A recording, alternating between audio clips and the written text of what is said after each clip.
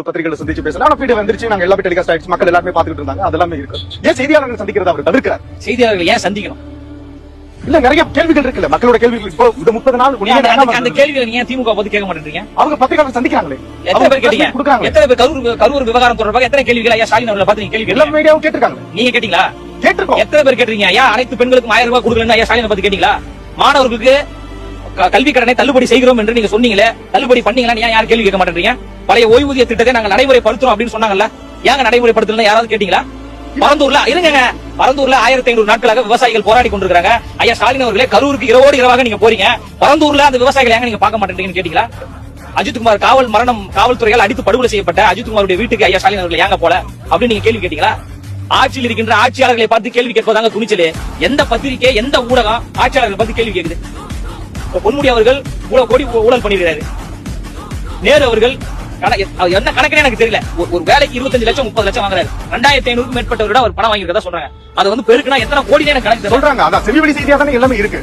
செய்திகளாக தான். இதனால சொல்றேன், ஊடகமாக இல்லை என்று செவிவெளி செய்தியா சொன்னாங்களா? இல்ல அமலாக்கத்துறை சொல்லுதா? உங்களுக்கு புரியுதா? ஊடகமாக இருந்தால் இந்த தலைவர் சந்திப்பார். ஊடகமாகவே இல்லை. எல்லாம் வந்து திமுக செய்தி தொடர்பாளர்களா இருக்காங்களே, திமுக செய்தி தொடர்பாளராக இருக்கக்கூடியவர்கள் என்னத்தை நீங்க சொல்லணும்னு நினைக்கிறீங்க?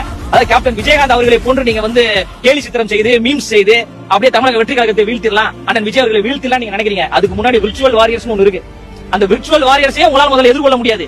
அவர்களை தாண்டி தான் முதல்ல தலைவர் பக்கத்திலேயே வரணும். அப்போ எந்த நேரத்தில் பத்திரிகையாளரை சந்திக்க வேண்டுமோ அந்த நேரத்தில் அவர் சந்திப்பார். இப்போ ஐயா ஸ்டாலின் அவர்கள் சந்திக்கிறாரு, ஐயா எடப்பாடி பழனிசாமி அவர்கள் டெய்லி சந்திக்கிறாரு. இப்ப சந்தித்து அவர் பேசுறதுனால தீர்வு கிடைச்சிருச்சா?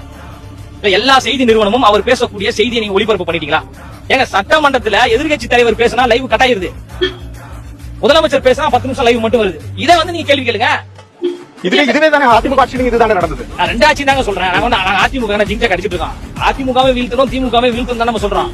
அதிமுக வீழ்த்தப்பட வேண்டும், திமுக வீழ்த்தப்பட வேண்டும், பிஜேபி வீழ்த்தப்பட வேண்டிய கட்சிகள் தான் நம்ம சொல்றோம். இவங்க தான் அதிகாரத்தில் இருந்து மக்களுக்கு விரோதமா செயல்பட்டவர்கள் நம்ம சொல்றோம். எந்த இடத்துல நாங்க அதிமுக முட்டு கொடுத்தோம், இல்ல எந்த இடத்துல நாங்க பிஜேபி முட்டு கொடுத்தோம்? எவனுமே வேணாம், நாங்க வரோம், நல்லாட்சி தரம் தான் நம்ம சொல்றோம். அந்த அடிப்படையில் தலைவர் தெளிவாக இருக்கிறாரு. எந்த நேரத்தில் எந்த இடத்தில் பத்திரிகையாளரை சந்திக்க வேண்டுமோ அந்த நேரத்தில் சந்திப்பாரு. உங்களுடைய விருப்பத்திற்காக அவர் சந்திக்க மாட்டாரு. அவர் வந்து பேச வேண்டிய இடத்துல பேசுவாரு.